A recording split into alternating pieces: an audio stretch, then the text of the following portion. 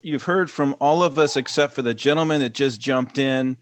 They were great conversations. There will be, I'm hoping, the attendees, if you have some questions for specific people, please address them to the individuals and we'll try to get to it. Panels, speakers, if you have questions for other panel speakers based on the topics and the discussions that happened, please feel free. I think that'll get the dialogue even more energized. But Dr. Glass, I want to give you a chance to speak, introduce yourself. You are a visionary, just like Dominique is, on the potential and benefits of biochar.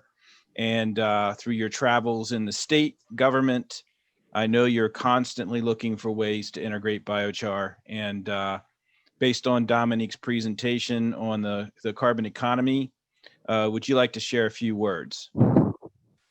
Sure. Thank you for having me here. My name is Charles Glass. I am the acting director. That's because I haven't been confirmed yet. I'm the acting director of the Maryland Environmental Service, appointed by Governor Larry Hogan. This is my third position in the Hogan administration. I started at the Maryland Department of Transportation in January 2016 as Assistant Secretary for Policy Analysis and Planning. My second position was the Deputy Secretary at the Department of Natural Resources for only 6 months, starting in December of 2019 and going until June before I received this appointment. But before all of that, I am an environmental engineer and civil environmental engineer that went to Johns Hopkins University and then University of Colorado Boulder for my master's and doctorate. And I taught at the University of Nevada, Reno for 2 years before teaching at Howard University for 17 years, where Ms. Lueckenhoff thankfully funded several projects over the years, mainly in green infrastructure inside of an ultra-urban environment. Through that, my actual doctoral work was in nitrification and denitrification, focused on denitrification of high nitrate waste. And all of my research has been in water, wastewater, or stormwater for pretty much all of it. So where I am today and what space I'm in today is I work as the leader of an organization that has an incredible mission and an incredible purview. The Maryland Environmental Service was begun right one year before I was born in 1970. With the mission to meet the requirements of the Clean Water Act as it came through and was being implemented throughout the state of Maryland. So it was meant for Marylanders that had expertise in environmental science and engineering to support all of our communities in water and wastewater treatment. Other divisions of environmental engineering have been added over the years to include solid waste and recycling for some of our major counties, to include the maintenance of dredge material containment facilities, both their water treatment and the innovative reuse and beneficial use of the material after it is dried to gain space in those facilities, and to protect the natural habitats around those facilities. People have heard of Poplar Island. MES manages that for the Port of Baltimore. We have 134 employees that are focused on the support of the Port of Baltimore and the harbor. And we also work in, what space am I missing? We also work in stormwater management and in environmental monitoring. MDOT, Maryland Department of Transportation, is a major client, and the Department of Natural Resources is a major client that we manage all the water and wastewater treatment facilities for 77 parks in the state of Maryland throughout the entire state. So how that relates to biochar is, as my colleague and mentor, Ms. Lueckenhoff, was alluding to, almost every single one of those, we won't call them waste. You can't call it activated sludge. You got to call it solids or something. You can't call it, really a waste. It's an opportunity, just like a crisis is an opportunity. The waste is an opportunity, and we have the great opportunity of a generation to close the loop, to put this material back into the environment, to do as much positive as we can with the material, and to yield as much benefit for our society. Now, I have the shared idea, shared vision of I've really only focused on food waste. I was actually writing a question about MSW as we were hearing the presentation. I've done some anaerobic digestion work over the years, including wrote a paper on anaerobic digestion of the organic fraction of MSW back when I taught at UNR. And the interesting problem is separation and transport. Transport and separation are always the issue with all forms of waste. And it's very interesting. So we do have composting that MES manages it. We have a great program in Montgomery and Prince George's counties where we create a product called Leaf Grow from composting and Leaf Grow Gold from composting of food waste. And we have a large landfill on the Eastern Shore representing 4 counties, managing it for 4 counties on the Eastern Shore.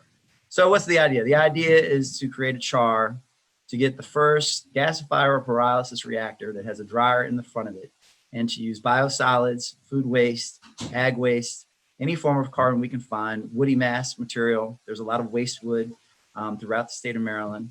There's a lot of waste wood that occurs from the trimming along the highway systems. And to create a char that we can use in stormwater treatment, we can use it in the dredge material containment facilities, and we can utilize it as amendments in lots of different locations in the state of Maryland, particularly with the development of a Class A biosolids that we don't have to worry about how we dispose of it, and possibly a dredge material beneficial use for material that's been not converted from a dirt to a supportable soil that we can actually have developers want to utilize in their projects. That's the grand idea. I have, because of my relationships in state government with people that I work with that I call family members, some of them, at MDOT and at DNR, we have this great opportunity to team inside of state government and find a solution. Yes, there are obstacles in ag waste as Dom has mentioned, and some of those might be insurmountable for the time being. However, with biosolids from wastewater treatment plants, even small wastewater treatment plants, there could be a regional approach to some of the biosolids problems we have with land application that make this a cost beneficial solution just on disposal.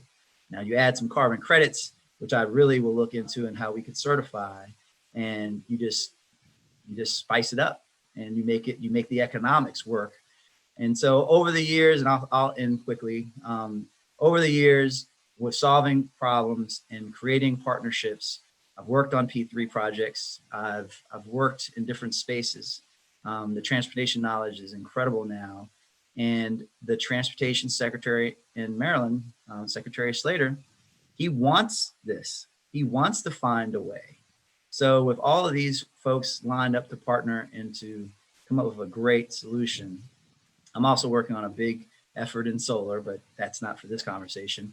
But it matches when I talk to the Maryland Commission on Climate Change members, when I interact with university presidents like President Goodwin from UMCES, we all want to be a part of this solution.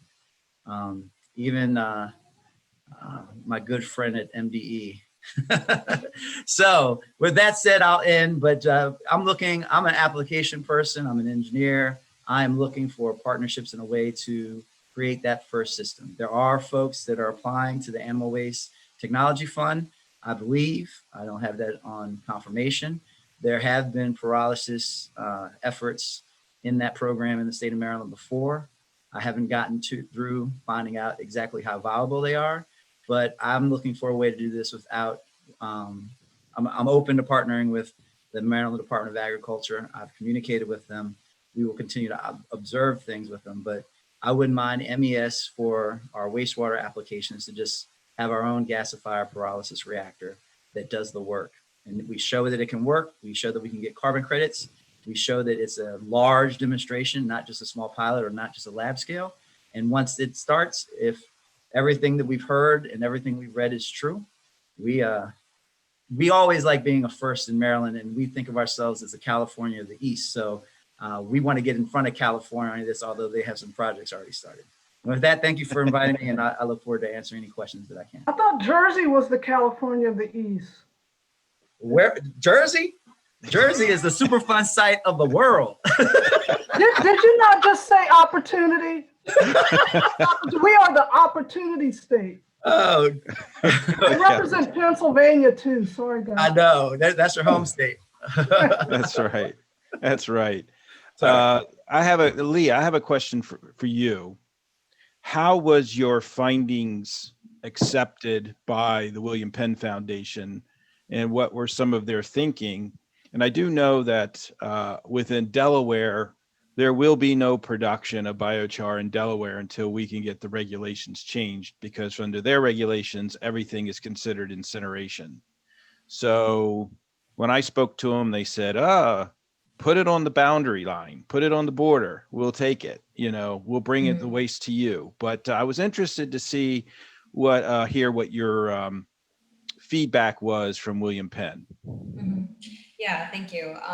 I do apologize. My headset just died on me, so my audio might not be as great, but that's a great question. So William Penn Foundation had wanted to look into biochar prior to me even looking into it. So they had conducted a series of studies in partnership with a couple of other groups prior to Green Building United. So this was an extension of that. And they were pleasantly surprised with how much more information we gave them. So again, at first, there was this potential presumption based on the limited information that was available online about the work that was being done in the DRW, specifically out of universities as well as nonprofits and practitioners, even seeing what DOE is interested in doing, and Department of Defense, and there are all these layers that were not easily brought up through just regular searches.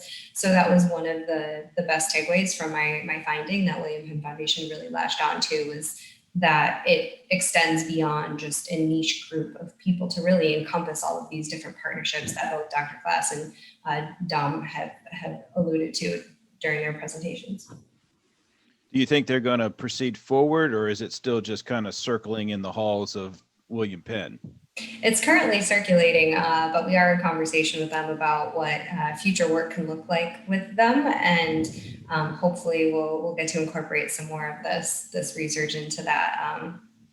And when I say research, I mean moving it beyond just the paper to include some of those the living labs, and how do we marry both the academic with the practice and the demonstration. So that would be a really good next step, and I'm really excited to see where that goes. But we are currently in conversation with them. Good. Glad to hear that. Yeah. Tom, you have any questions? You said you jotted some down.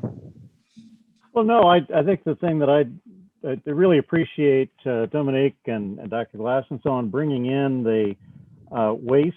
It's something we don't look at when we started out this week. I talked about the billion tons of biomass that we have that we can sustainably harvest and convert to energy and other uses, and the potential of sequestering 250 million tons a year of CO2 equivalent as a co-product of that activity. And that doesn't take into account the 3.4 billion tons of waste that was talked about. It doesn't take into account if that's 30% organics, there's another billion tons or another 250 million tons of CO2 potential. So, and I think that in the United States, we haven't really looked much at conversion of waste. We have some technology providers and a fair amount of research on conversion of manures, but we really haven't looked at waste. Where I see research and activity coming from waste conversion is in Japan, China, Southeast Asia, particularly Malaysia, at areas that are realizing the potential for waste conversion. And I guess the question I have is, how do we get EPA excited about biochar? How do we bring in these other, we've really taken a sort of a biomass approach to biochar, and how do we bring in the key agencies, organizations for waste? Thanks for asking that, Tom. That was on my list too. Am I the former EPA person that gets to respond, or? Well, I mean, I only worked there for a year, so I can't respond. right. Well, but also Dr. Glass deals with multiple regulatory agencies, so I don't think he can slide away either. Okay, good, very good, yeah. But I guess I was the decades regulator. Look, I'm looking at transition with a focus on climate as an opportunity to revisit this type of absorption technology. I think, thanks to people that like Ken and others, Pentec and others, there were a handful of EPA folks that became very interested, also in our Office of Research and Development. But I think it's time to maybe, put this out to the transition because it truly is multi-agency. It's multi-sector. And I think there are ways to delineate it. But I do think it's important to kind of help frame it out based on some of the conversations that we just had. I'm going to sort of pivot that with the growing concerns on the social justice side and the environmental justice side. And that's why I wanted to highlight some of these issues, and Tom, appreciate what you said about not hearing as much. Well, marginalized communities, have not been empowered politically to speak. Now's a good time to sort of serve this up. Not only that, waste to energy. Everybody's heard waste to energy. That's been around for, with landfills for a while. And the question has been, are they really safe?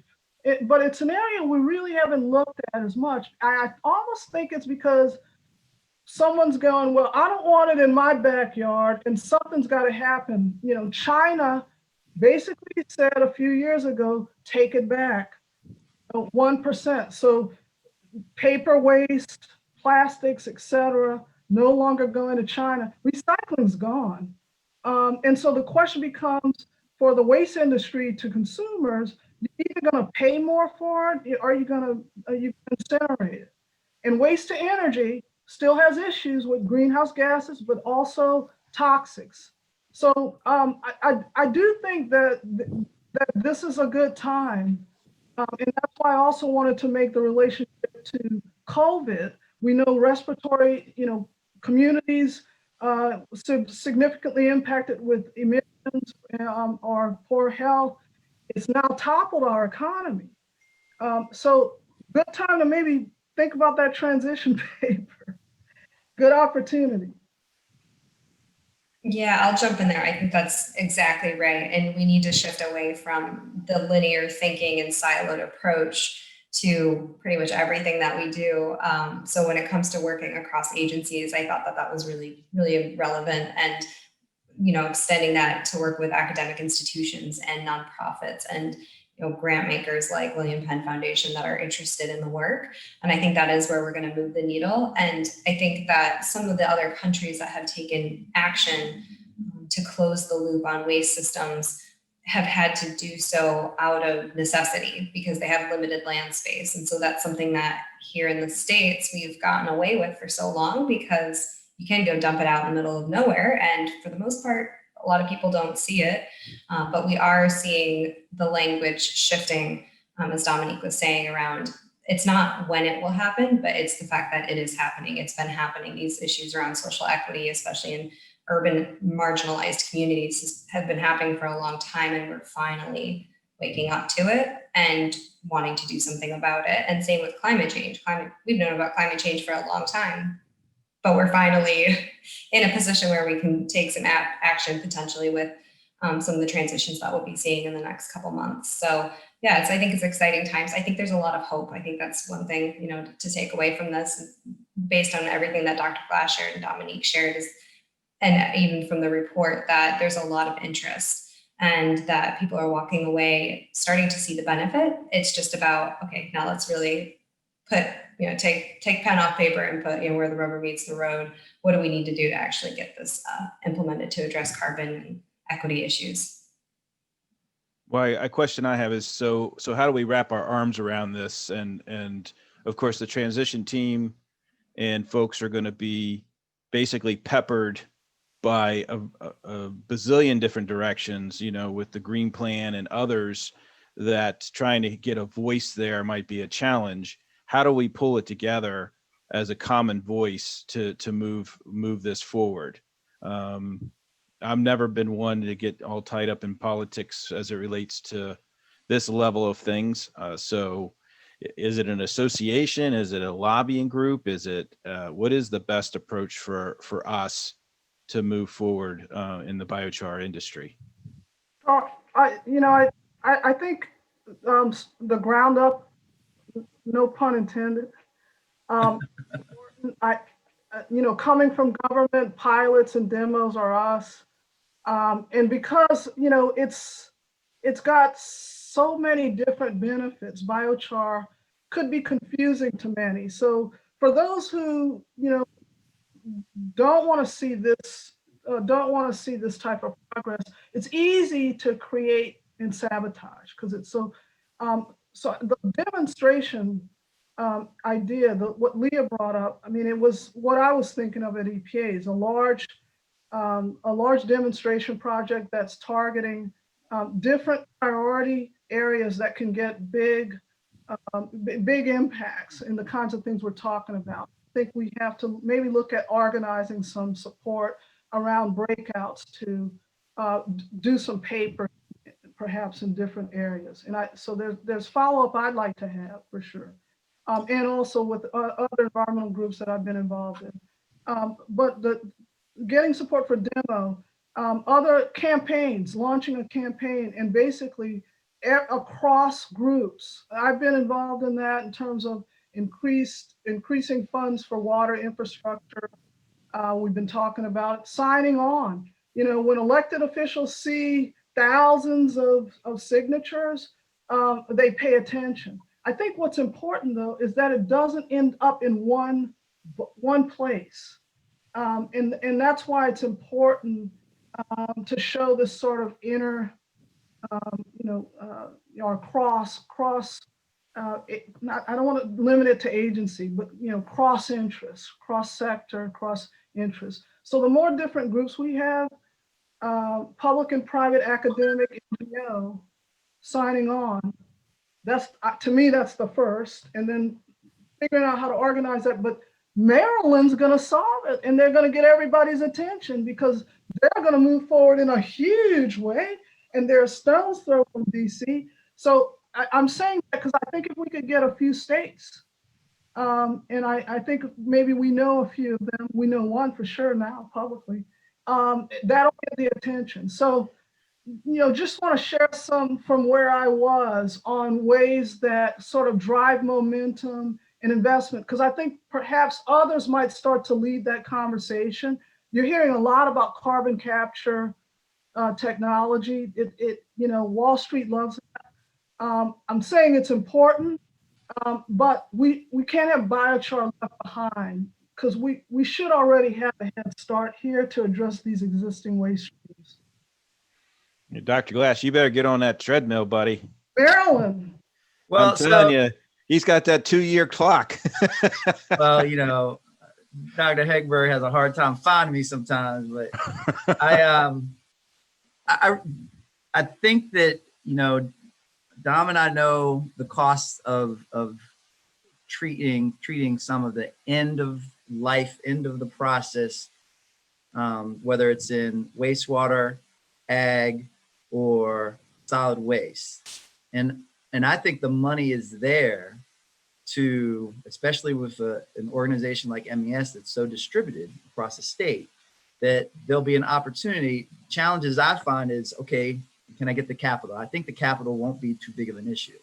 Can I have something that can run almost 365 days a year, with only a couple of turn downs or only a couple of pauses, because you need that feedstock to keep that temperature up without it going up and down all the time.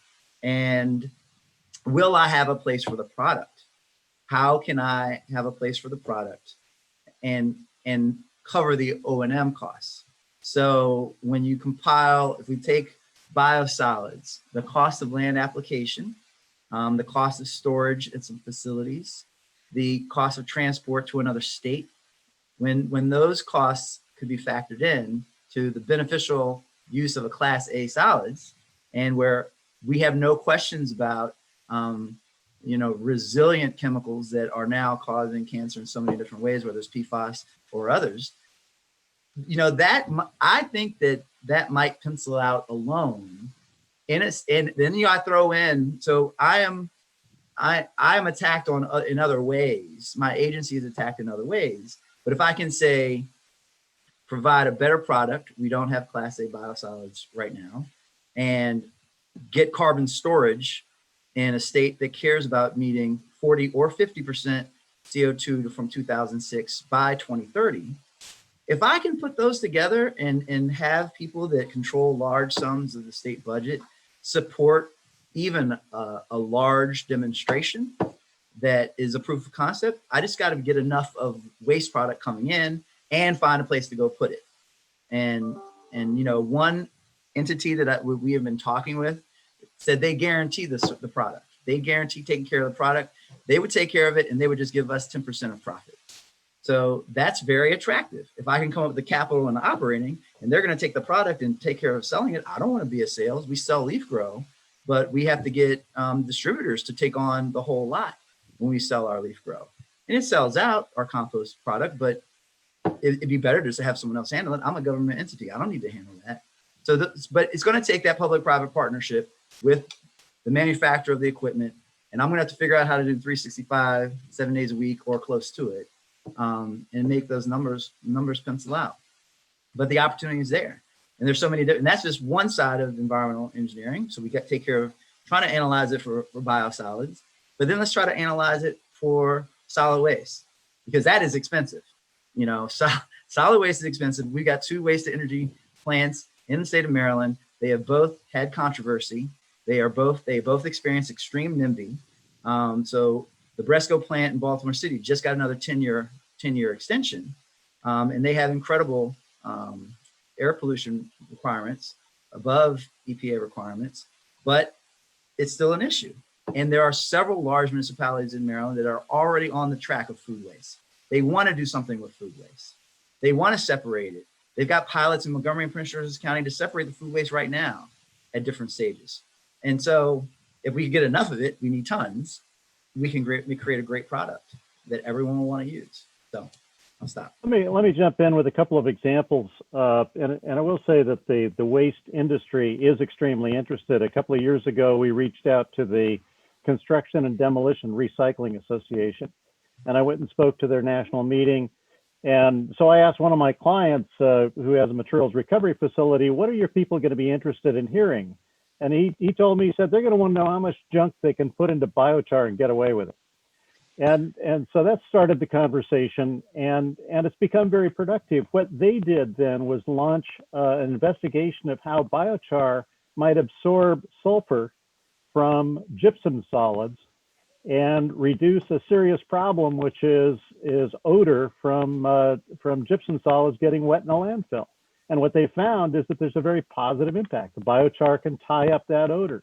So I think as we explore these kinds of synergies, we really begin to make some progress. And I think that we don't pay attention. We've got a lot of the construction demolition folks, for example, have a lot of, to start with, clean waste that's fuel grade material that has been going to bioenergy plants that now is cut off. Look at Pennsylvania, 2,000 tons a day, boom, plant shut down. Now where do I go with all of this clean stuff?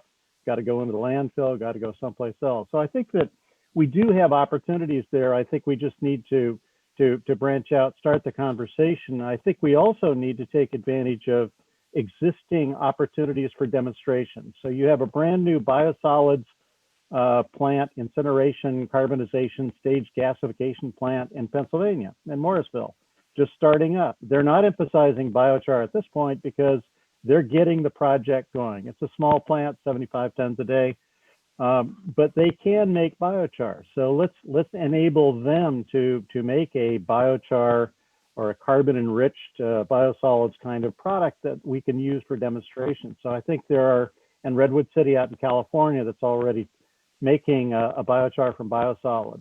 Let's find these places where we have some infrastructure and we can build on it. Yeah, I'll jump in there too, Tom. I think that one of the opportunities within the green building sphere specifically, there are a lot of groups that are part of a network called Materials Can, and then also Mindful Materials. And one of the goals within that consortium of companies, they're for-profit companies, to how do we reduce the embodied carbon associated with building materials themselves? So a lot of times within green building, we look at the energy itself. So what does it take to actually power the building?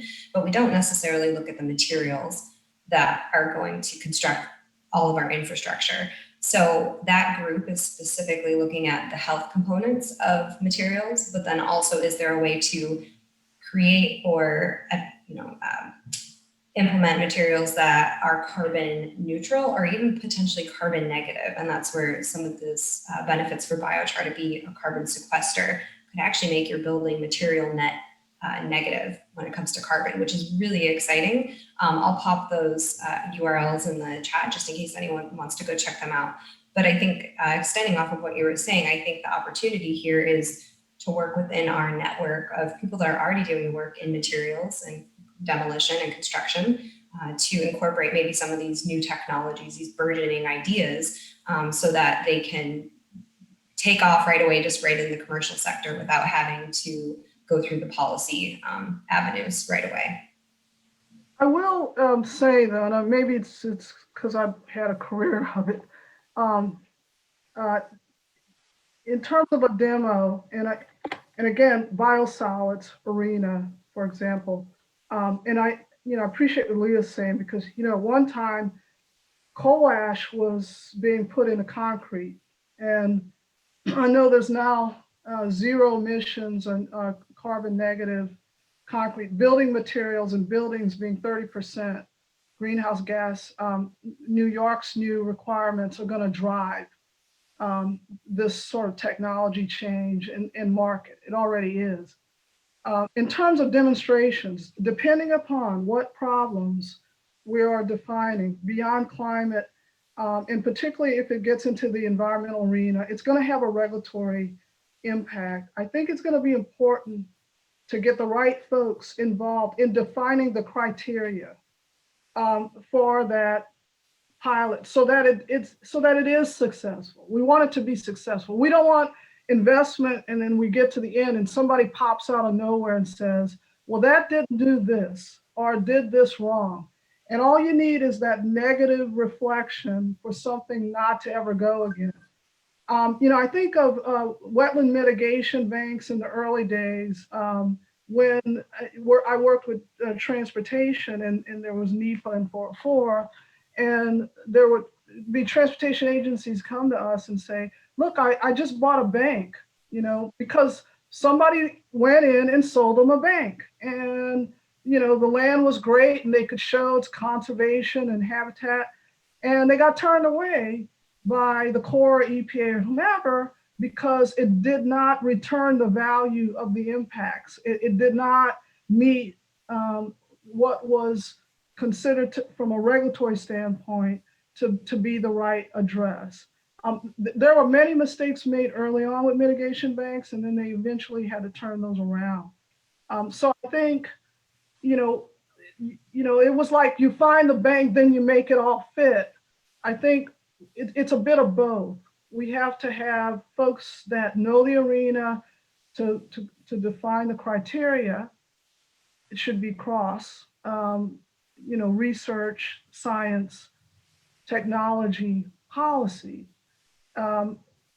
with the interest of making these things go. And then maybe we are soliciting for pilots in those different arenas to find out where they are. Because there may be many of them around the country that we're not aware of that could be leveraged, as well as some new. It would be great to have a pilot where you have an interdisciplinary, like Brownfields did. Brownfields program, EPA realized we had thousands of abandoned sites, still do, and we weren't going to have public resources be able to clean them up. So how do you get the private side involved? And did a large demo process, but you had to submit as an interdisciplinary team, at least public and private. I would still try to encourage those kinds of things and keep those aspects of these things in mind. I have one of the attendees had a comment. I think I'll send this one to Tom. Seeing we're focusing in a lot on, I'd say, waste opportunities or upcycling opportunities. One of the questions was, how reliable is data about the safety of emissions from burning waste, which we're not burning, but burning waste using gasification process? Significant concerns exist about the toxicity of emissions from waste to energy. That's in your camp, Tom. So yeah, since we design and build and so on, these processes and so on, basically the emissions question comes up a lot. And I would say that as a starting point, when we design systems, we have to comply with existing emissions regulations, and they are quite stringent. And we also have to meet the economic targets that Dominique mentioned. In other words, there are EPA formulas for how much it's going to cost, how much you pay, what's the return, what's the benefit, and so on. What can you expect to pay for emissions mitigation? So just to give you a simple example, when we set up the demonstration out here in Oregon of the air curtain burner for converting wildfire waste to biochar, we wound up with confronting the EPA regulation that if you incinerate more than 2 tons per day in an enclosed device, now you are an incinerator, as opposed to open burning the same burn in a pile for which you need no permit and you can smoke up the neighborhood. So we went through several months of permitting and so on. So I would say that to start with, a lot of the emissions regulations, toxic emissions, and so on, are in place, and any industrial facility has to comply with that. I don't know right now of any particular outliers. I would say that on the soil side, for example, one of the things that we're running into is we are participating with the U.S. Composting Council on what to do with persistent herbicides that will outlast the composting process. So they last longer than the 90 days or whatever of the composting process, and so they wind up being persistent in the compost. And you take that compost, put it in your garden, and it kills plants. Dealing with issues like that is kind of like fine tuning, I think. And I think from an emissions point of view, there's been a lot of work on emissions. And I guess that's my least concern when it comes to the technology development, because that's stuff we just have to live with. Great. Tina, do you have any specific questions from the attendees that we need to address? And what about our time? We are a little bit after time, so if y'all want to go for Okay. a couple more minutes, that's fine. Whatever you like to do. It's no shock that we're a little bit late. We have a Okay. Are there any questions? There's a whole string of things, but are yeah, there any specific ones we should pull out? sure. I'll just pull up a couple random ones, and I apologize if you all have to leave. Just let us know. Tina, I have some things to get to. I thought, yeah, okay. Sorry, but Okay, I'll take a question, and if there are any that address me, but if not, I'll. Why don't you just do some closing remarks if you would like? Just go ahead and have a couple of minutes with closing remarks before you leave. That would be sure. So my interest in biochar originated when I was attempting to take advantage of learning that biochar could remove nitrogen and store phosphorus of actual horse manure. Dom introduced the topic to me. I wanted to get credit for the amount of nitrogen that would be removed and get those credits purchased by MDOT. And everything worked out. The numbers were there. I / the team at MDOT would have been able to drive the costs for nitrogen in the TMDL and the Chesapeake Bay total maximum daily load requirement for the bay from, I believe we were down to a low of around $37,000 an acre for nitrogen to $25 per acre of nitrogen from that concentrated source of nitrogen. That process was stopped in interacting with some other state agencies that will remain nameless. So, but the concept of what it could do were astounding to me. And we wrote a thought board, a Visio thought board. My colleague Sandy Hertz and I, and my colleague, who's our boss name? Wait, Dorothy Morrison. We all sat down and we wrote this incredible thought board of I believe 15 ways we could utilize biochar and MDOT in multiple disciplines, in multiple business units of the Maryland Department of Transportation. And then I left. So the key is that there's so many different ways industrial organizations that have an image to protect can utilize this technology. And for the time I have, I'm going to try to get something done. And in the Maryland Environmental Services, a Get It Done organization. And I look forward to partnering with as many of you as I can to try to see if we can get this moving forward. We're with you, Charles. We're with you.